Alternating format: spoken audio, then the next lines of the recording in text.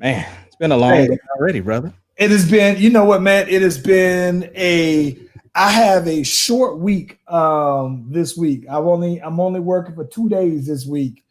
And the crazy part about it, bro, is that it already feels like, dang, I'm gonna be up late tonight, trying to go ahead and get a couple of little things,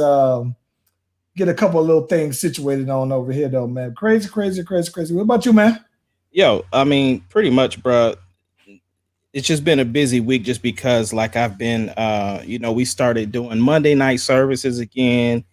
And then, I'm over here writing. And then we're doing Wednesday services again. So it's just like, yo, the boys just back to just being busy. And then, of course, the kiddos got games and stuff like that. Layla had volleyball games. So, yeah. It is. Yeah, I think that for me, man, I think that so I got my anniversary tomorrow, right? Mm-hmm. So that's always a big deal. And it's kind of weird too, man, because I got the anniversary in the middle of the week. And then also still kind of not in the middle of a pandemic, but we still dealing with, we still dealing with that. So it's always a matter of trying to figure out what there is to do. So I've been keeping my eye out on the weather out here, though, man. I'm actually hoping, oddly enough, to go and see Tenet. Yeah. But I'm gonna go sit at the drive-in. I ain't going to no movie. I ain't ready to have these people coughing all on me like that, though, man. Who gonna be coughing on you? Who you gonna be sitting next to that's gonna be coughing on you? Them peoples. You ain't gonna be sitting next to nobody. Them peoples, man. Unless Nick coughing on you, that's all that's gonna be. Yeah. Them peoples, though, man. But other than that, though, man, like I said, I think I got a crazy. Even though it's just been 2 days into the week, I think that even though I'm only, I got the rest of the week off, it still is a pretty monumental week for the boy, though, man, just because I still got a lot of things I got to do in a short amount of time, though, man. So I'm hoping to go ahead and get that knocked on out, though, man. ASAP. Yeah. Well, man, we starting this thing off the wrong way. Let's go ahead and get that music cranked off there, Cat Daddy. Okay. Yeah.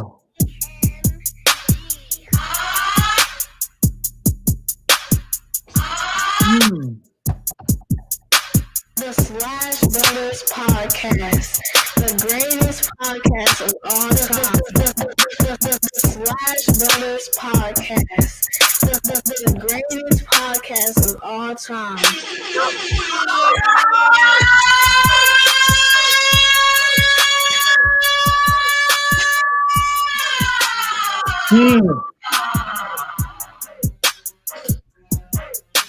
The Slash Brothers Podcast, the greatest podcast of all time.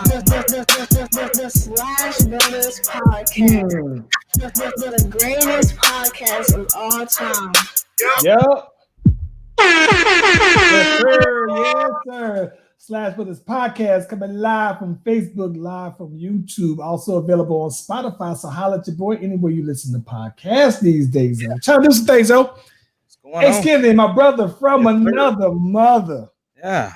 Super excited about the day, man. Very, very, very excited about that. I can't begin to tell you about how excited I am about the day, primarily because you and I kind of talk a lot of times about, the timing of things that are going on. And a lot of times they coincide with when we do our podcast. So I kind of laugh because, somebody always asks me, how do y'all determine, what y'all going to talk about? And I was like, hey, we pre-plan a little bit. We kind of wing it a little bit. But at the end of the day, we just kind of follow what's going on. We keep the ears to the streets and things just kind of happen. The other thing too is, people have to understand we are real life best friends. Like we talk like this all the time. This is not fake. Like yes. We do. Like we just basically say, look, let's just start having our conversations public. That's all it. And we protect some names to keep people protected. We got 40 years worth of stuff we got to keep under wraps. Yes, absolutely. So I think that goes without exception for today, though, man, because we call this one outreach. I think that one of the big things that you and I said a long time ago was that anytime we get to use our newly found platform to help others, push and raise awareness to things and initiatives they got going on. That we would take every opportunity to do so, though, man. So I'm excited about today because we are talking to the family of Killeen's own James Scott Reed. So we have in his sister Tamika Reed, Mika Reed. I'm taking Tamika. Jamaica Reed coming on in just a second to talk about something that we've been following here, man. It's been a growing theme here for over the past year, and I think that I was blown away because in the midst of us talking about this, right before the show, when we were talking, we had everything lined out about what we was going to talk about. Yeah. And then we see that the family of Breonna Taylor agreed to a civil settlement with the city of Louisville. To be quite honest, I mean, I think that it turned around fairly quickly considering how fast a lot of this whole thing happened. I'm curious as well to kind of see what disciplinary actions are going to come out of that, if any, for like the officers. I think that I understand that they would have settled with the family, right? But I'm still wondering what's going to happen with these police officers, though, Broham. Yeah. Along with Jamaica Reed, we're also going to have Linda Robertson, who is a candidate for Texas state representative for Killeen. Hey. And they will be, like you said, there to talk about all of that.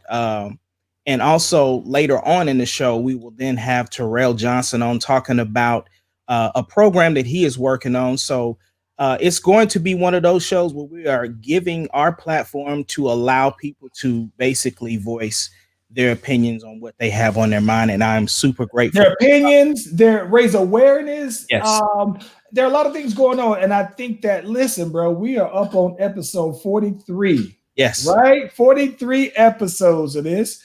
And like I said, I think that while we are raising the platform, we're elevating. I think that at the same time, I think it's only necessary, only right that we also help raise awareness for some other things. So we got Jamaica coming on here in just a second as well. Yeah. Backstage, getting a couple little things lined on up. But it's going down in a major way, though, man. So I'm very excited on this one, though, man. I am too. I'm very excited. I had a lot of people really looking forward to this podcast too. So it's great, and I'm ready to get things going. Other than that though, man, how's work going? You straight over there? Oh man, you know what? I'm good. I mean, I got 2 days in the office this week. This is the only thing better than that is not being in the office altogether. So yes, man, I'm very good though, man. Yeah. So yeah. So very, very, very excited though, man. Very excited. So Yep. Yeah, I had to stop by. Sprint earlier today. Oh my gosh. Thunder's trying to make an appearance, huh? I don't know who's at the door, but they letting them have it, whoever it is. Oh my gosh. Yeah. So we gotta. Listen, I think that we're still trying to having some technical difficulties. Get Jamaica on, but it's all good though while we get her on. Yeah, but no, like I was saying, I had to go by Sprint today. Both the girls' phones had to be dropped off to get fixed.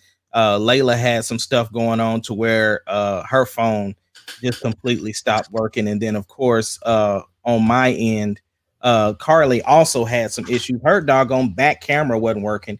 And for kids, the two most important things is the camera and TikTok. So had to get that fixed. And so I'm sure she is going to be super excited to get that back because she got told this weekend, you're going to be without your phone for a week. And her face, I wish I could have captured that on video because I could have just basically told her that there was no Christmas because she had to go with a week without her phone. And respectfully, so I know I would probably be the same way if I didn't have my phone. And I'm sure there's many people out there that would feel that way to not have their phone for a week.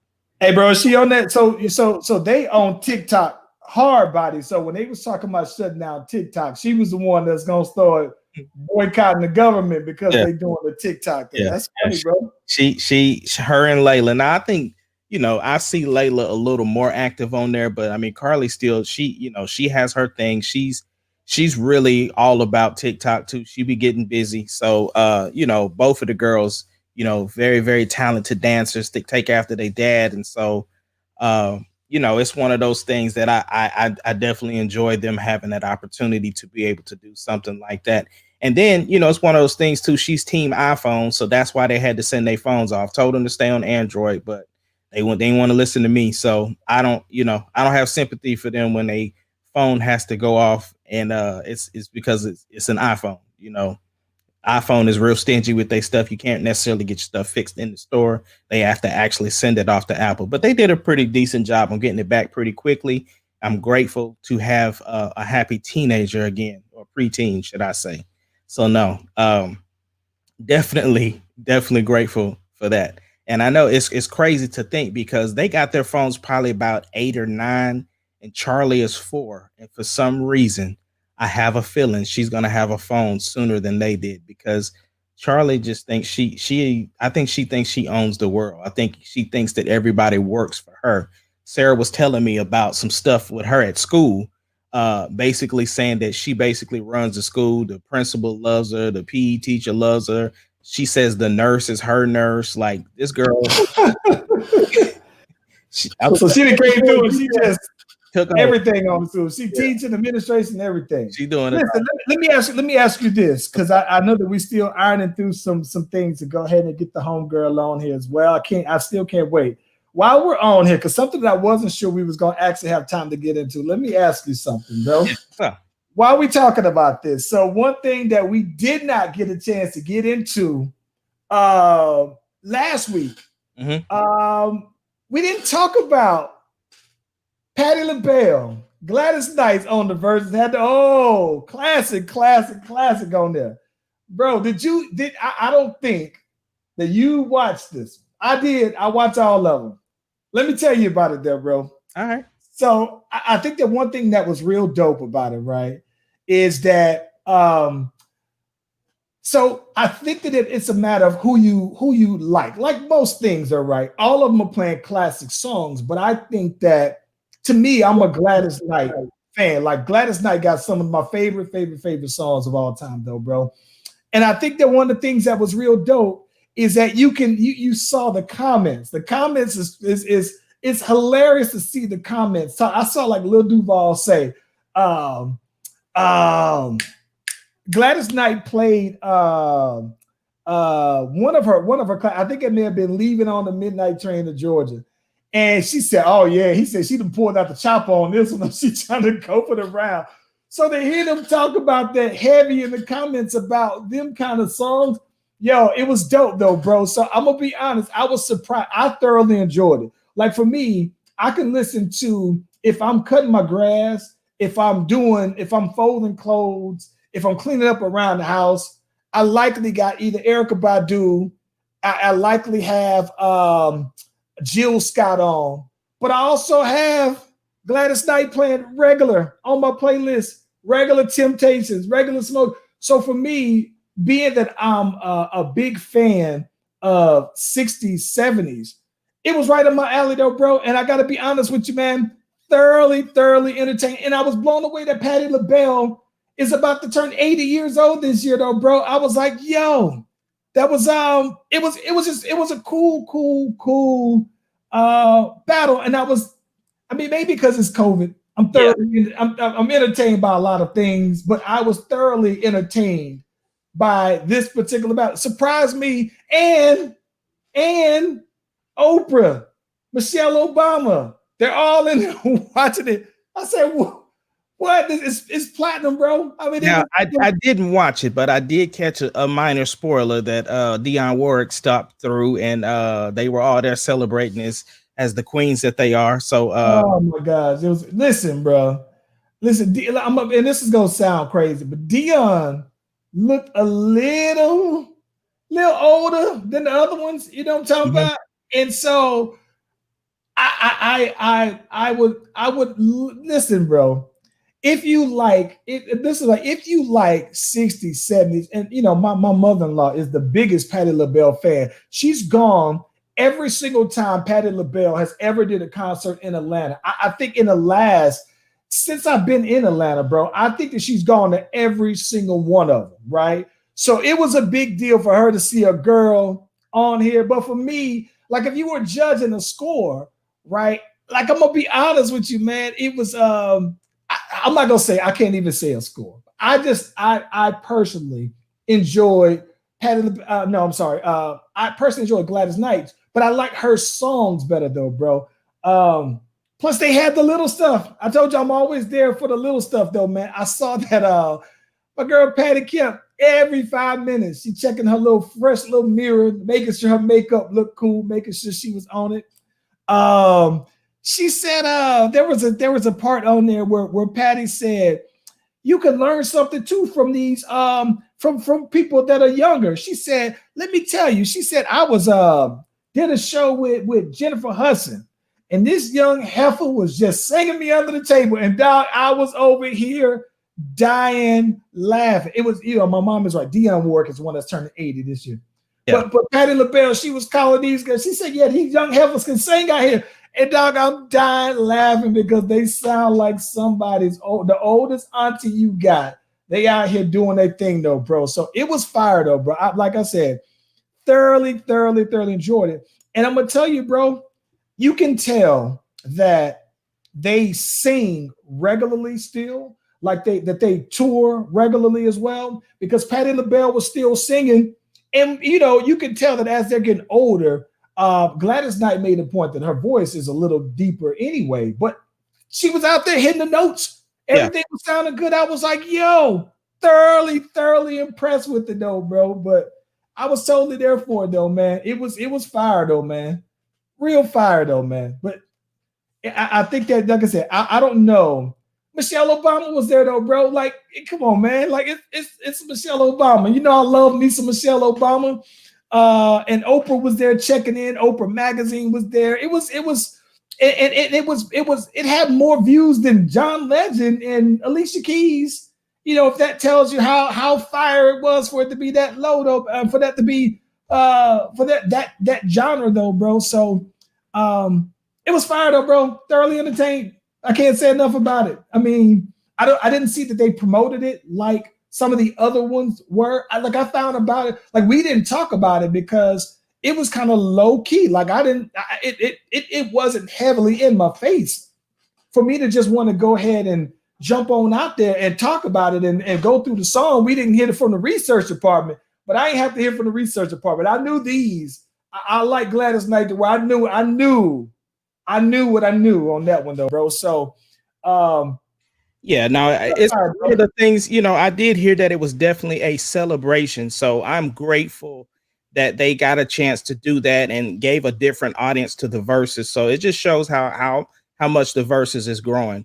So yeah, looks like we might have to do a phone conversation. So I'm having her call me right now. Okay. And here she is. Jamaica, how are you? I'm doing fine. How about yourself? Woo! Hey, look, you got that good mic over there, bro. I hear her like. Okay.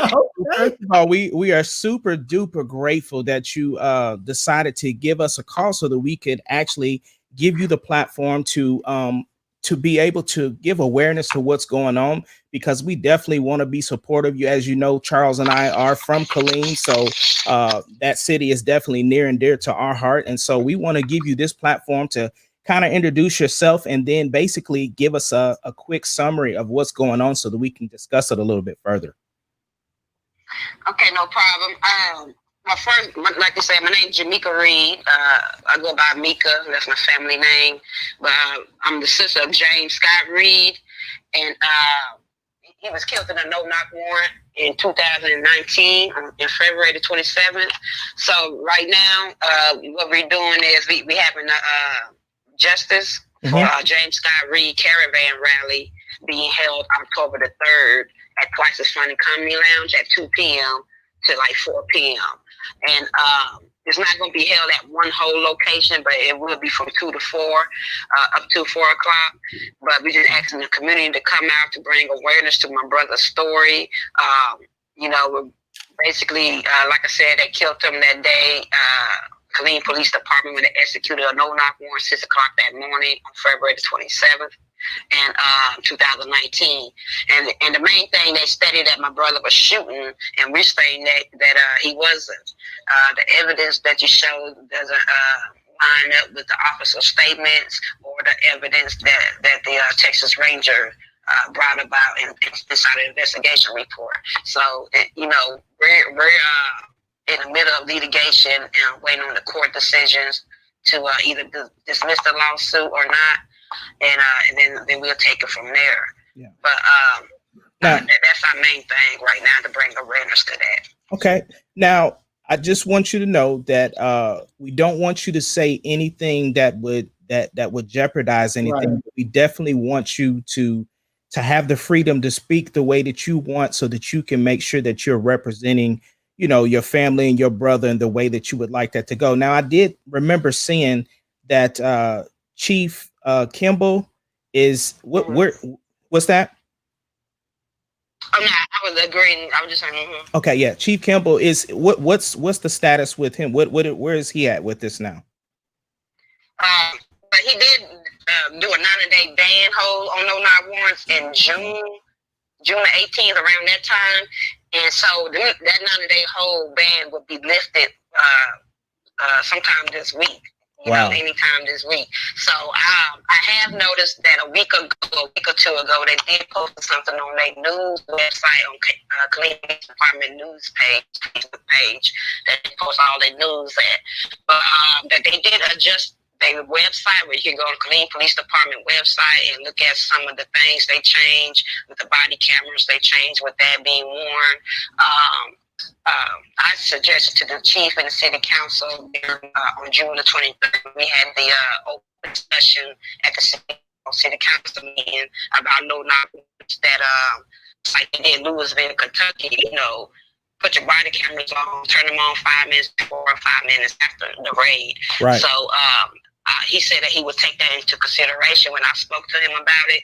I haven't seen that particularly on his website, but I have seen that he made some changes with the body cameras, that made some changes with their training techniques, trying to get some, just like with all the other cities, trying to get other organizations, social workers, other people involved other than everything on police to de-escalate the situation. So the 90-day hold, I don't think they're going to ban it, abolish it completely. It does look like he might limit the use.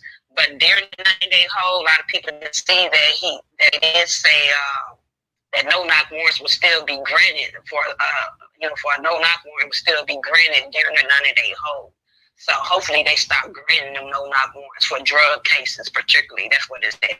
So that's my main thing, is stop doing them just for petty drug cases or drug charges or whatever, and use them for terrorism or something in extreme, other than something, over 2 pieces of crack rock, that's not worth nobody's life. You know what I mean? So hopefully, I'm hoping that he makes some changes like that and make an announcement pretty soon. That's what I'm waiting on. But as far as being in the loop to litigation, I can't be involved directly what he has going, but I do know he created a board, a committee board for citizens, police officers, organization leaders to all come together and come up with some solutions for no-knocks. So I'm believing that's what they're coming up with now, and I'm just hoping and praying that he do the right thing. Correct. Now, Mika, I did see, correct me if I'm wrong, was there something that said that there was information removed from the Texas Ranger report? Information removed? I haven't heard nothing about that particularly.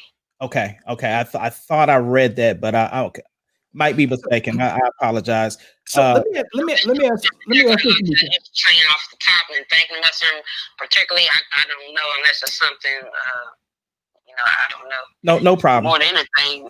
I know you probably can't hear Charles. He's going to ask the question, and then I'll send it to you. So a question for you: Can you walk us through?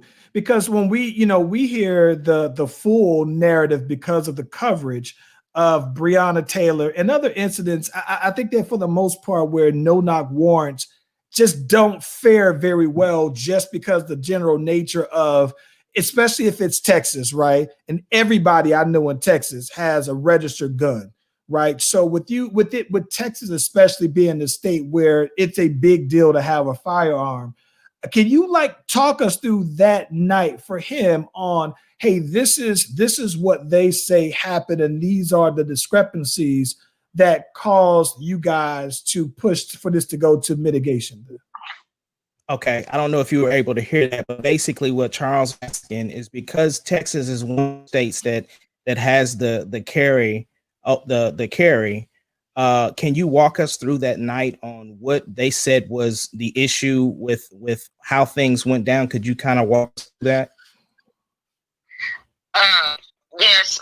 Well, that day, because I had received a call from his living girlfriend. When he was finna propose, his fiance at that time, and she had told him he had killed him. So by the time he made it there, you could see them going in and out of the house. Right. So, we didn't know what happened at that time. They wouldn't let us get too close to the house. We just had to stay corner down the street, but you could see the movement, so you could tell something happened. And we already know he was dead because they killed him, and we kept asking what's happened. So about 8:30, 8:30ish that morning, the chief of police finally decided to meet with us at the police station to let us know what happened with my brother. And soon they came in. They're like, I don't know what happened. All I know he's dead. That's what the officer told me. And so I really don't know who killed him. So we think somebody did retaliation on my, sure, because like I said, in that same week of the execution of the note, within them 6 or 7 days, his house was shot at. So we think if somebody came and tried to get at his house again, because he called the police the first time and put in a police report over that shooting. So, the last thing you would think is it was police who killed him. That was the last thing on our mind. But we was already putting two to two together because, they didn't want to tell us that he was dead. They didn't tell us he was dead till 8:30. Yeah. But like I said, we already knew he was dead because his girlfriend told us. So, it just that whole day, we stood out there. They kept trying to get us to leave, go home. We'll let you know if we get any information, stuff like that, which is we never left. We stood out there until like 10-something that night when they finally released the house to us. But, Texas Rangers didn't come until later on that evening. Brother, like I said, he died. They executed 1611 that morning. And when I say 611, it doesn't actually mean 611 on the dot. It was just 11, from my understanding. And then, so the Rangers didn't pull up until maybe 6-something that evening.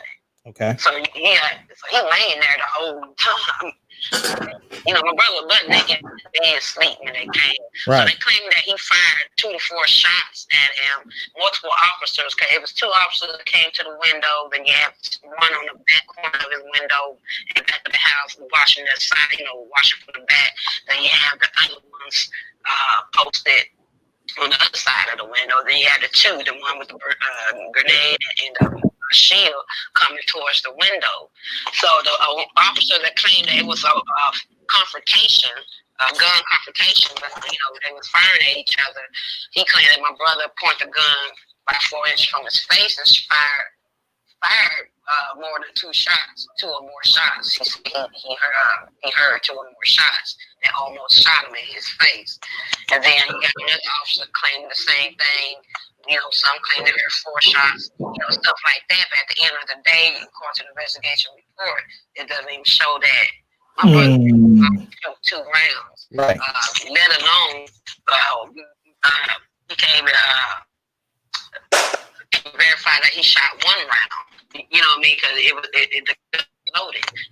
With one. So you don't even have bullets to show that he shot, and you got 7 rounds in the clip and a jam cartridge. So if he's shooting directly at you, that bullet has to travel and hit something, and it's a house right beside his house. So where did that bullet travel to? Right. You got 20-something bullets you could from all your officers, but that one bullet you can't find from my brother's gun. So alleged gun. Because they say so. we know, I'm not sure about that. So, I just feel like it just really all. So Ace, check this out. I saw that They put other people in, where they're trying to cover up their actions and just pinning on somebody because, like, I'm not saying that my brother was a upright citizen and innocent. Yes, he did sell drugs, but that's not a death warrant. No, absolutely not. Yeah. When it's violated his rights so many ways. Right, absolutely. Yeah, that's definitely not a reason to lose your life. That's a separate thing. Now, what happened to the officer who lied about the bullet count? Yes, now with him and sitting out with my brother, they came in, they threw the grenade through his side bedroom window.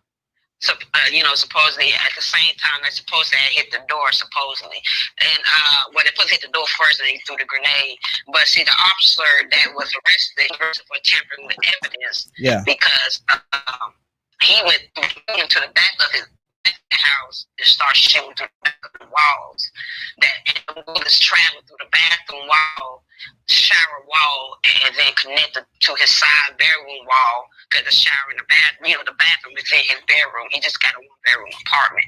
So it all traveled through the same direction in my brother's room. So he shot 10 rounds, dry shooting through a wall. You can't see through a wall. Right. And so they arrested him because he tried to cover his magazine and claim that act like he didn't shoot anything. So Mika, which is let me ask you this. I don't mean to cut you off. So let me get this straight. You're saying that they shot through all of this stuff. Did they know that he was by himself, or did they not care if anybody else was in there? They didn't care who else was in there, because on the warrant, which doesn't make sense, it shows that they knew that it was a female in there. And they also knew that she lived there also, because like I said, 6 days on February the 21st, 2019, his house was shot up. And she the one who called the police when my brother pulled up. My brother told her to call the police. He on his way home. So by the time he made it there, the police was there. So they all gave their statements. So they knew that she stayed there, and she has 2 children. So this happened like Monday morning, 6 o'clock that morning. Sunday night, 10 o'clock that night, the kids went over to her family member home to stay. They only come on the weekends to stay in the weekends. Yeah. So it was just that close, just a few miles away that the kids just left, and for to be shooting through walls and windows, from the outside. You ain't inside the house shooting. You ain't made contact with nobody. You just shooting. Right. Dry shooting. Yeah. So, that's just excessive force, unnecessary force, and then the officer they gave him 6 years deferred adjudication of probation, and the police and said that he can't work in law enforcement nowhere, period, ever. So he can't go here and there and get a job, but still, probation, they gave him 6 years deferred. After 2 years being good, it's white clean. He can get off early. That man needs to be charged with murder, because we believe that he shot first. That caused the officers on the right side of my brother's bedroom window to think that he is out shooting when them start shooting. You see what I'm saying? Absolutely. That's that. House. So now they shoot. Cause my brother's standing in the middle of the room. So if he's standing up, he's shooting in the back, and they're shooting on the side, he in the crossfire. Right. So there's and for him to get shot once, all them shoots, he get all them shots, he only gets shot once. Right. Now let me ask you this. Let me ask you this: Are you guys trying to end the no-knock warrants, or are you just trying to basically change how they are executing them? I mean, I believe. At the end of the day, they're not even banned. They're not even banned in Kentucky. They keep saying them. People say violence is banned, but they're still going to use them, because you do need them for extreme situations, like I said. But for stuff like this, it needs to be banned. For drug cases, petty drug cases, it needs to be banned. For domestic disturbance, something like that, where you can just wait for the perpetrator to come outside, I mean, y'all watch my brother leave a club at 2:30, 3 o'clock in the morning, follow him home just to wait till 6 o'clock to kick in his door. He could have got him when he came out the car. He could have got him when he walked up to his door to get in the house. He could have got him when he walked out that morning. He could have done a lot of things, you know what I'm saying? So I feel like they need to ban it or use it for the cartel law, you know, somebody's sex trafficking ring, you know, use it for something that needs to be used for, but don't use it for somebody who's staying in a $400 a month apartment and you claim he only had $1,200 on him. What drugs was you planning on finding? The only thing you found was paraphernalia and some Xanax pills and ecstasy pills. So, you know, all that was worth what? And then if an officer died, you want to call him a hero. When who life you saved over that petty crap? You know what I'm saying? My brother don't have no violent charges. You're not going to find that on his record other than terroristic threat, and they're just saying, I'm going to beat you up. Yeah. Now, Mika, let's shift gears for just a little bit. I mean, just especially off of what you just said, what exactly does your brother mean to your family and to the community? But to my family, to start off, he means a lot to us, and he means a lot to me. You know, my brother to us, you know, he was like the protector of the family. We all are protectors in our own way, but you know what I'm saying. He makes sure that we good. Especially with me and my mother, if something needs to be done with the car or flat tires, it's not working, he's gonna come and get it done himself, or if he can't do it himself, he's gonna get somebody else to get it done. And my brother used to pop up. I just told my mom this last night. I said, around this time, I said, he been over here talking about, y'all need some money, you need some money. You know, and trying to give us some money, whatever, and you know, just he like to see us smile and laugh a lot. You know what I mean? So he always came around when it comes to family, and the community knew how he didn't play about his family. So he was a family person, and a family man, and with the community, he's very well known within the community. And I know it's been a lot of people supporting us and backing us up. You know, I'm just surprised with all the support and love that we've been getting from the community. You know, we've been getting a lot of people coming out, contributing with donations, or letting us use their facility for events, helping us spread the word. I mean, I hope we're involved, and we just have to stay involved, bring more people to get involved. And we just want to, you know, because a lot of stuff like this goes on and it just stays local. We just want the world to know his story just like anybody else wants their story to be told. So, especially with no knock warrants, a lot of people don't know what that means. And it's something, it's not a war on drugs, it's just a war on people, especially Black people. Right. Yeah, I think that. So, Ace, I think that the one thing that this definitely sheds a lot of light on is that, you know, I know that with the Breonna Taylor, it was lucky that it became national news, right? But I mean, these kind of things happen all the time, and they don't get that kind of coverage, though, man. So I think that, I mean, it definitely shows that, you know, that it happens in these smaller, you know, crevices and corners of the states, man, where you might not see about it on news. You might not get the coverage. It doesn't hit CNN. And so I think that it definitely, I love that she's able to hop on with this and share that, because to her point, if this man was sleeping, you know what I'm saying? Like, I understand if she said to her point that, you know, you could bring him to jail. You know, if you want to arrest him, that's one thing. But to just barge into his house shooting shots, you know what I'm saying, miscounting your bullets, covering up your tracks, this, that, and the other, and everything like that, man.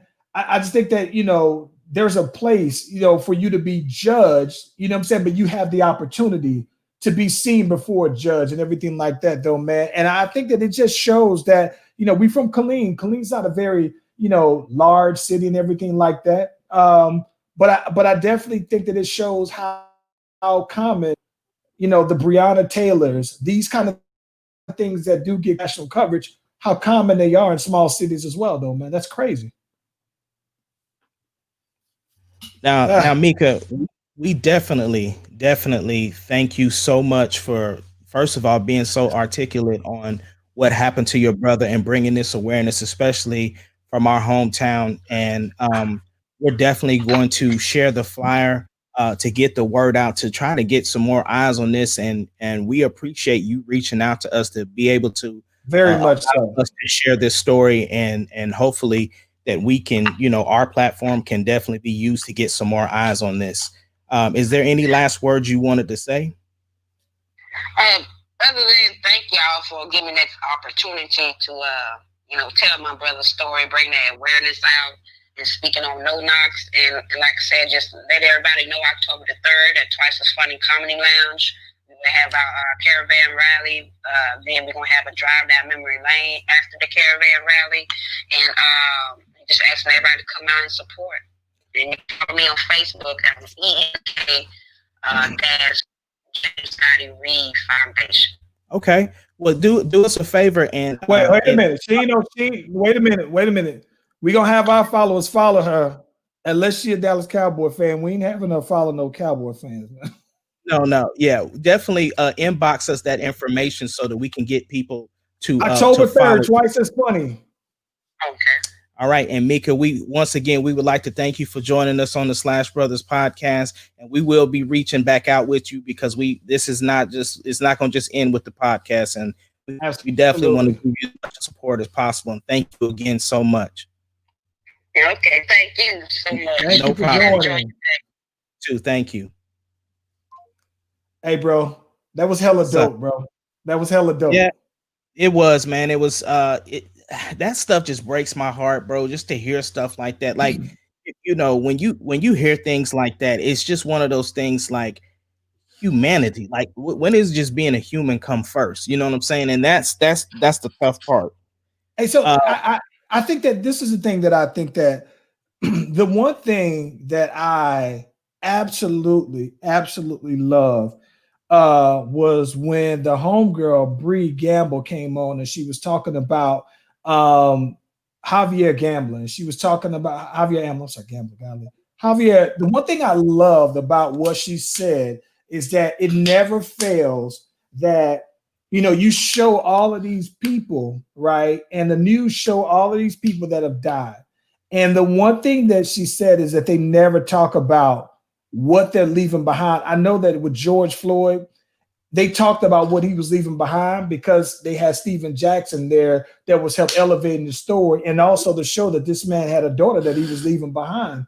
And I think that one of the things that she said about Javier Ambler, bro, was that, nah, man, this isn't that kind of dude. Like, you people who you and I respect co-signed him big. And so I think that the thing that was very profound was that she said they don't talk about, the kids that these people leaving behind. They don't talk about the moms that now got to shed these tears over a son that ain't coming home. They ain't got to, they don't talk about the kind of person that these kind of things took away. And so I was very appreciative that she was able to not just necessarily talk about raising their awareness, but this is who this man is to my family. Yeah. Right. This is who this man is to me. That's a big deal to me that people have the opportunity. And I'm glad that we're able to have a platform to be able to share that for people, though, man. I think that it definitely, it a lot of times I found, man, that in the news, one of the first things that they do is try to discredit or smear somebody who, these kind of things happen to, and they immediately dig into somebody's background. Yeah. And I think that, as much as possible, man, I appreciate that these families are able to kind of tell the different picture and the different story about who these people are, though, bro. I think it's dope. The other thing I wanted to say about Mika is I appreciated the fact that she didn't, try to sugarcoat anything and basically just say, like, look, this is what my brother had going on. But at the end of the day, it didn't warrant him losing his life. And that's absolutely the thing. But, there's no easy way to transition out of something like that, something so heavy. But, this is the outreach program. So we definitely wanted to bring on our next guest out of Jones. I see you, by the way. Out of Oklahoma City, talking about understanding adverse childhood experiences we wanted to bring on Terrell Johnson. Bring the homie How's it on going? now. What's good? What's good? It's going, man. How y'all doing? We doing Good. good, man. How you doing? Oh, just living. Listen, so we've been dying. So this is what's funny. So me and the homie Ace have been going back and forth. I'm thinking like, yo, you got to tell me more about this program. And he was like, nah, I'm gonna let the homie come on and tell you everything that I couldn't tell you. And all this, he said, I don't want to lose any details because when he started talking about it, my ears immediately went up. Man, tell us what you're doing out there, man. Well, so some of my history is I've worked in the juvenile justice and mental health field for about 20 years. I've been coaching youth basketball for around 18 years. I coached Ace's son, Smitty. Hmm. Him and my son played together. And my son had a heart attack playing basketball. Yeah. Coded. Um, he spent days in a coma, pulled through. I was traumatized. I had to go to counseling. Couldn't step into a gym. Um, Hmm. and then through my job, I started getting all this training about adverse childhood experience, how childhood experiences affect your brain development, your social skills. And I coach kids from the hood, look just like me, act like I did. And I started noticing that their behavior was, it used to be a getaway playing basketball, but then it wasn't a getaway. Coaches barking at me. Um, I don't have a father in my life, so I'm lashing out towards coach because he looks like something that's missing in my life. So with all this training I've been through, I changed my approach. So I learned about survival brain and learning brain. So most of the youth that we work with, um, inner city youth, hear gunshots, alcohol, drugs, gang activity, they're Right. surviving. So if they're constantly surviving, um, they don't care about learning anything. If I'm not getting food, if I'm worried about my lights getting cut off, kids, you may say that's adult problems, but kids work. Those problems are real for these kids that we coach. Right. Right. Right. So what I'm trying to do is develop this program to bridge that gap to get, because it's a ton of youth coaches doing what they're supposed to do, Facts. being positive role models, and then we have those coaches that are doing the best they can do. So they don't know how what they're doing is basically textbook of what's written down in textbooks. This is how you do this. This is how you do Right. that. Right. Right. Um, and then to give them some more skills, so to understand, if you have a psychology degree, you understand, or if you've worked in this field, Maslow's hierarchy of needs. So basic needs is food, water, shelter. Well, I can't move on to the next thing until this basic need is met. Right. So what I'm trying to do is just educate coaches on stuff that I didn't know. That once, when you don't know, you can't hold nothing against you. But once you know something, you have to do better. That's how I believe. So just to enlighten these coaches on ways that we can reach these young men and teach these skills that they're not learning in school, especially with social distancing. Yeah. Y'all can speak on poor social skills that these youth are having. Lack of empathy, lack of caring. Well, I don't have a personal connection with you because I'm not in school with you. Right. All we do is text and Facebook, play video games over the phone, and then when I see you, I have no personal connection. So me doing something harmful to you is not going to bother me. So, just working with youth about conflict resolution, social skills, able to talk about what's bothering them without feeling ashamed. It's just so much that, that we can teach them, from a different point of view because us as coaches know something different. So this is you. This is you coaching coaches. So you giving them the information on how to basically develop those relationships and get that Yes. information out of their own kids. Okay. Yes. So I started coaching again. I dropped down. I coached Smitty and my son and them all the way till they was like juniors in high school. And then I reached back and started coaching a younger group. And then I started applying some of these things I was learning, like conflict resolution and problem solving. Instead of telling the kids, hey, run this play, ask them, what is the other team running? Well, coach, they're running 2-3. What do you do against the 2-3? My Right. play is for my is Westbrook. So we're getting into new critical thinking. One thing I did after practice was say one positive thing you seen your teammate do. We have a clothing pantry, we have a food pantry for our teams. So if a kid needs food, if he needs clothes, they have resources to get those things. We've done after school tutoring. before practice tutoring. The players always hanging out at my house. So I've seen the change in some of these kids' behaviors. Some of the kids I've got are the worst of the worst. I have a 14-year-old now that plays for me, just had his first baby. Whoa. So teaching him some parenting skills. He's doing homeschool, so I just connected him with the Oklahoma City Storm coach, because that's a positive thing for him. Is when he's playing sports, he wants to play sports, so he's not going to be stealing cars and stuff like that. So it's let me ask you this. Yeah. Let me ask you this. This is one of the things that I wanted to see. So do you see, because I know that you mentioned that you coach in the AAU circuit, right? So let me ask you this. Do you see any what I found, right, is that my son also plays AAU ball, and I've seen the circuit, and a lot of AAU coaches themselves start out pretty young and have never addressed the trauma things that you mentioned as well, right? So yes. I would imagine that that's an opportunity for them to take what you're applying and do some self-healing while they're also, I think that's dope. So I had mentors. When I first started coaching, it was prime time. Ace know about Rod. Yeah. And I emulated what I seen Rod and them do. I played for Johnny Williams and Johnny Johnson. Those are two legendary names here in Oklahoma. So I emulated the way I seen them. One of my coaches, Coach D, I emulated some of the things that he would do in practice.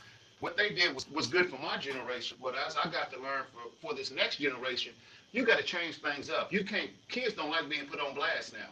Right. Yeah. It's funny that you say that, because Deuce, he's in AAU obviously, and some of the kids we were just walking around the tournaments, and some of the other kids were just saying like they don't get that positive reinforcement from their coaches. They're always jumped on for the little things, or like when you hear kids, like when they come out of the game, they think they did something wrong. Not just, hey, well, we need to have a proper rotation, but they associate coming out of the game with them doing something wrong. So it's always like a negative reinforcement versus something positive. So I do appreciate hearing that. I do think that is definitely something that's beneficial. And I'm a competitor, so it's hard for me to, I try to. Sometimes I backslide. I bark at a kid. I had a coach, DeJuan Foreman, used to coach with the Spencer Cougars. That's the organization I coach with. He said, Coach, why are you even talking to them about what they did wrong? They know if they did something wrong on the court. He said, I don't even talk to the guys and what they eat for dinner later on. Because they don't need that added stress of me barking at them when they know if they've done something wrong, they're coming at the game. I'm sorry to cut you off, Charlie. No problem. My question that I have for you is that so your program then, right? I know that you are still sounds like you're grassroots now. Is this going to be with everything now, right? Everything's so virtual. Do you anticipate this being virtual clinics, seminars that you'd be able to do, or do you anticipate it being something that you would do in person? I would like to do, hands-on person. I'm a people person. I like being around people. But so I'm a director of a juvenile facility, so I've gotten accustomed to Zoom meetings. Okay, right. But hopefully, the plan is to host some seminars, some clinics, and not because I don't know every X's and O's. I'm constantly downloading books and reading about basketball because I'm coaching at Carl Lambert Middle School this year, 7th and 8th grade. So on top of that, coaching AAU, because everybody says it's different. So now I'm working with kids the same. I don't care if you coach football, basketball, baseball, if you're teaching art, reaching kids is reaching kids, so all of them go together, just learning how to see the world from their eyes. I mentor kids, I let them put their music in. I'm not going to put my old school 90s rap in because it'll turn them off. I want to hear, Lil Durk and all the people they're listening to see what's on their mind, what they're thinking about. So we have to start getting things from their perspective. Oh, you just a kid. You ain't got nothing going on. No, they grew up. They're growing up a whole lot faster than what we did. Yeah.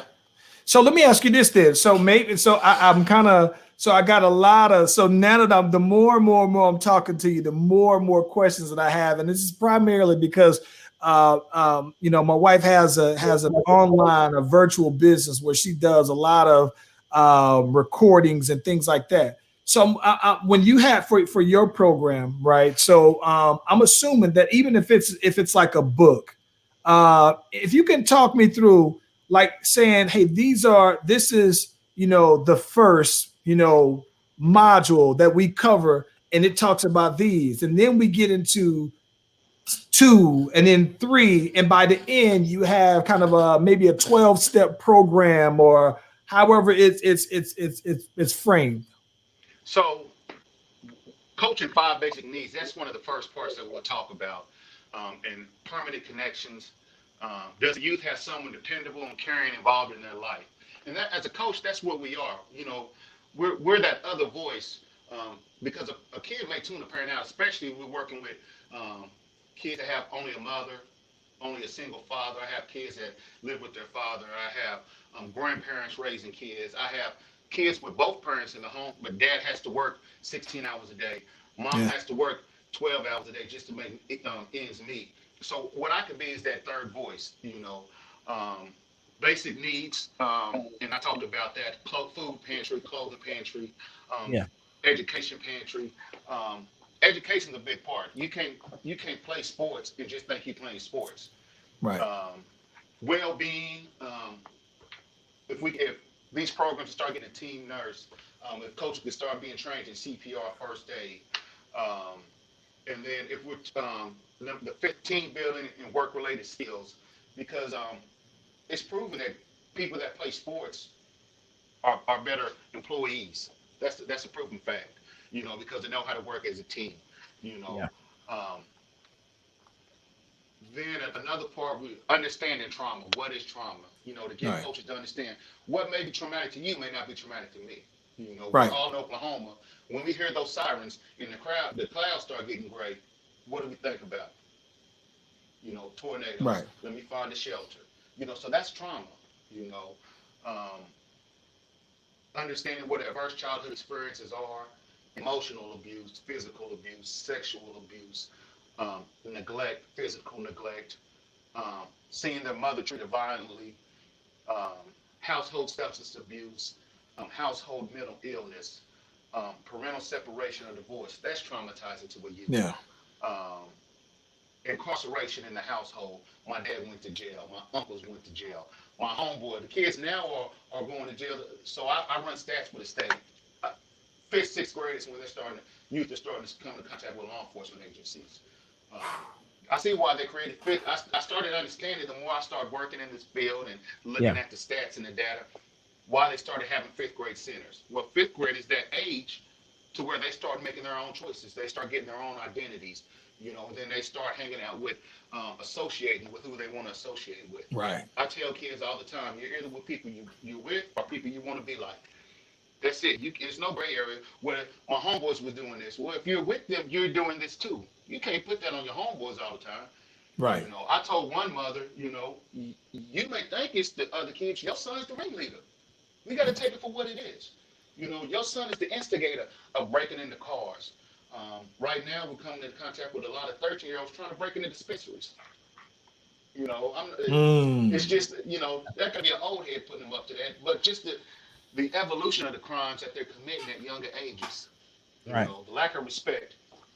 Since the pandemic, we've seen a lot of domestic abuse. So that relationship with the mother, so a coach could be that mediator. He could step in and fill that gap of some of the services or some of the skills that these kids are lacking. We can develop those skills.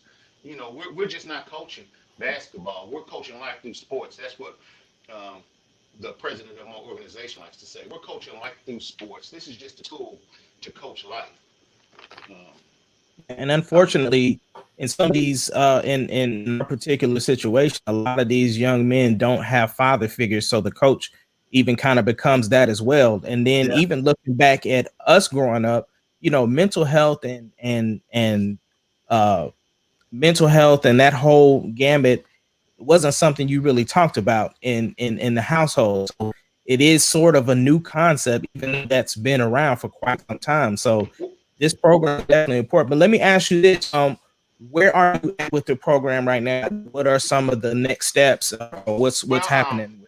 So I work with some wonderful therapists at the agency I work at. So the therapists are reviewing it for me because I want all the therapeutic. I don't want to get nothing wrong. I'm not a therapist, So I've been trained in trust-based relationship and the adverse childhood experience. It's a film about adverse childhood experience that I may reach out to y'all. My job can get it for free, but that changed my life.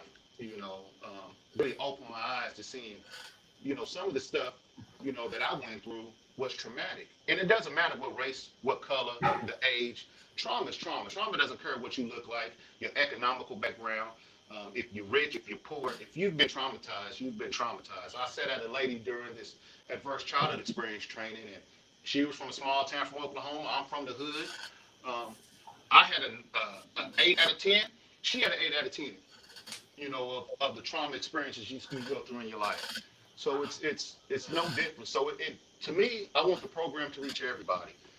The way I see the program is after the therapists get through looking at it to get an editor and get it published, and then to do some seminars and some clinics. I was telling a therapist I know, this was the perfect time to be at OSU talking to Coach Gundy, because he's not relating to his kids. He doesn't understand their backgrounds, what they've been through, the racism that they've seen. And for him to wear that T-shirt, to him, it might not have been nothing. But if he had that relationship with his players before the incident, he would have seen that's not a good idea. Right. So I can see it from elementary coaches to college coaches. So if somebody wanted to, let me ask you this then. So with you guys doing that, let's say you got a couple of coaches that are on the AU circuit now that said, hey, man, I think I'm interested in this. I think I can go ahead and use this to make an impact on some kids' lives, man. How would they contact you? They can reach me through my cell phone, and I've had the same cell phone for years because I host a big tournament. But 405-313-4367, and then on my Facebook, and Ahmad, if you wouldn't mind posting my Facebook, they can reach me through Facebook. And anything I can do to help, because we're all in this for the same reason, trying to reach kids.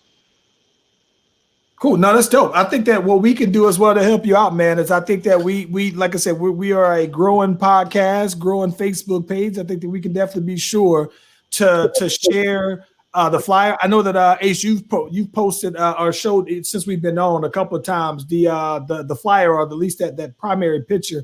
We definitely make sure we get that on the website as well. What else we got, Ace, on that? Well, I definitely am gonna let him get out of here without here's his Facebook,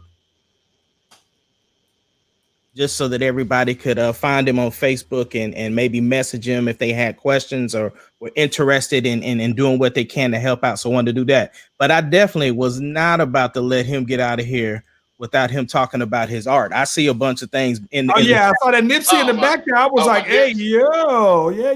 That well, Nipsey man, fire, bro. That's my passion, man. That's everybody gotta have their getaway. And I paint and I draw. That Nipsey fire, bro. Yeah, and that is holla at me.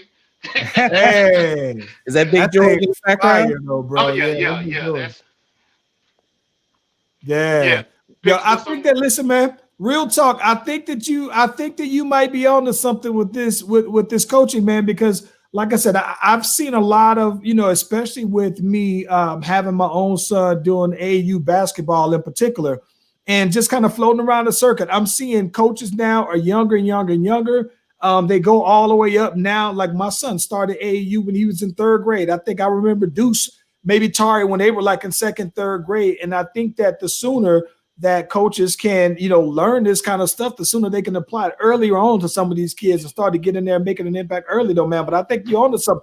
I think that virtual, though, man, you got to look that, and why you got to Zoom. You say you've been doing a lot of Zoom. I think that virtual might be something that once you get it, like I kind of think about that, because once you get it, if you had it structured, set to where you were recording and it was instructional, man, you might be able to just have that as something that's just perpetual and it just goes and no maintenance. Yeah, that's a conversation we can have after this. Yes, absolutely, bro. I'm always there. I'm trying to learn everything. Every time I wake up, and once I learn something new, I want to pass it on to somebody else.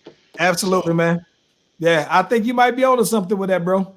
All right, I appreciate the time, man. Thank No, y'all so much. No absolutely. We doubt. thank you for coming on. I will hit you up as soon as we get off of here so we can give you some ideas because I think I'm on the same page with Charles as far as like setting up some Zoom stuff that you'd be able to then screen share some stuff. Yeah, we'll Yeah. that offline. I think that's dope.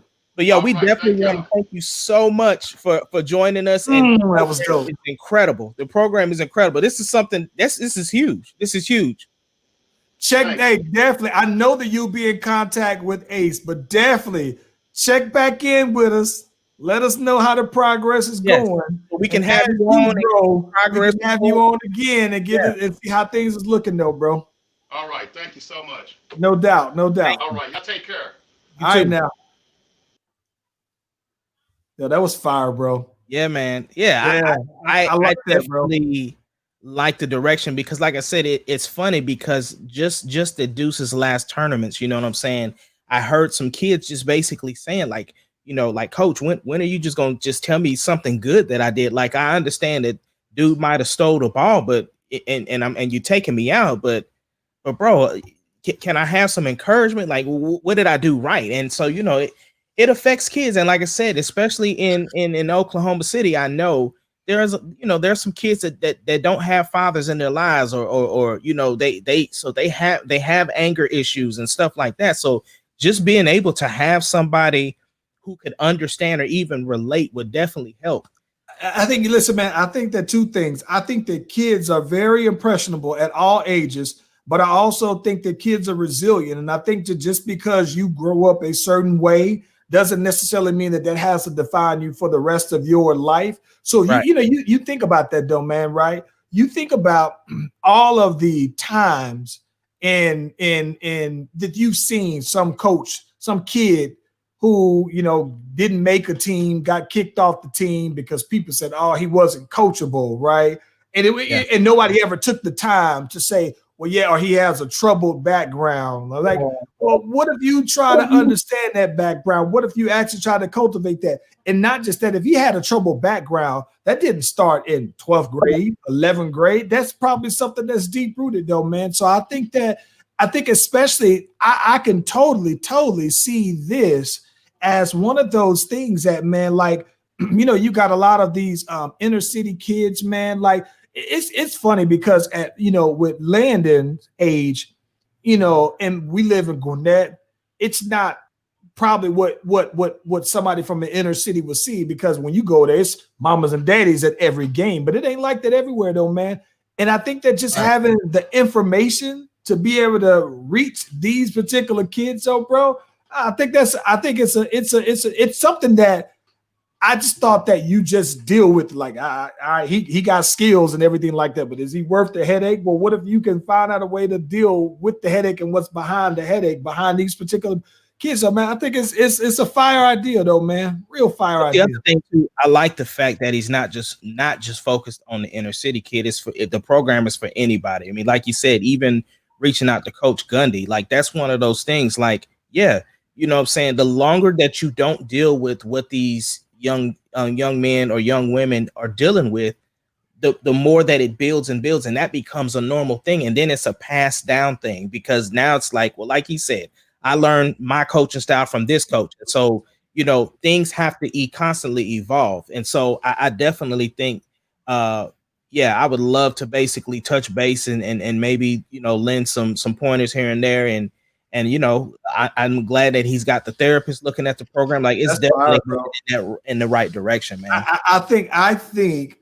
Listen, I'm gonna say, like, I think he's on to something, because I've never seen anybody try to do anything remotely similar to what he's trying to do, though, man. So, yeah, but if he can tap into that online, though, bro, then I think that he's boundaryless. Then at that, but he's not bound to just Oklahoma City. Nope. It's just out there, and boom, yeah, man, that's a dope idea, real dope idea. Real interesting podcast today, brother. Very interesting podcast. Like, real quick, sports fans, where y'all at? Check in. We gotta know how did y'all survive over the weekend? I saw a lot of folks taking some L's. A lot of stuff coming up this week here as well. Playoffs. That Miami Celtics game going on right now. I think probably later on after that, the Clippers, these boys, and let these doggone Nuggets go to 7 games, and now it's looking bad. So I'm hoping these boys don't get out of here and start trying to, if they get there, try to make it seem like LeBron got another easy. We got some things to get into on Friday, bro. Because by Friday show, a lot of this stuff is going to be ironed out. That's and right. We got some things to talk about. Because listen, y'all lucky because right before we already had our production meeting, I saw a notification that Cardi B is filing for divorce. Ace Kennedy. We waiting till Friday. But I got some questions I need to ask some people. And by some people, I'm gonna need y'all to keep me honest with this one because Ace, I got some questions that I need some answers to. And guess immediately. What? I'm here to give them to you, brother. Listen. Next Friday, I'm gonna need y'all in these comments heavy because I need somebody to explain some things to me about this. Oh my God. Hey, great show, bro. Listen, shout out again to Mika Reed for jumping on here as well. Yeah. Shout out to everybody I saw in the comments. I saw Kim Jones jump in there real quick. Shout out to you. Shout out to the homie Mark Nurse. Shout out to yo boy, Terrell Johnson. It felt like I've known him for a long time. He give me that kind of vibe though, bro. So real cool dude. I got to look more into his art though, because that Nipsey was fire in the background though, bro. Yeah, his profile picture is something that he did too. Oh, that's dope. Listen, man. Shout out to my mama that jumped in there real quick though, man. She's been one of my she's been giving me a lot of the information. That's my ear to the streets out there who gave me a lot of the feedback, and she kind of told me what she knew about this. So shout out for her jumping in the comments real quick. I'm happy for us, bro. This is definitely one of those shows that I can definitely say that when we wanted to start doing a podcast, this, aside from entertaining folks about the things that we typically think are funny and entertaining ourselves, but this is one of the things we had in mind. So to see this one, though, man, I'm happy for us. I'm proud of us for today's show, though, bro. Yeah, absolutely. Yes. Friday, hey, Slash Brothers, man. Ace, get that music going so we can get on out of here, bro. Hey, live on YouTube, live on Facebook, should be loaded on Spotify. Check us out now, right now. Anywhere you listen to this podcast, though, we doing some things, y'all. Holla at your boys now. Slash Brothers Podcast, the greatest podcast of all time. The Slash Brothers Podcast, the greatest podcast of all time. All time. Yep.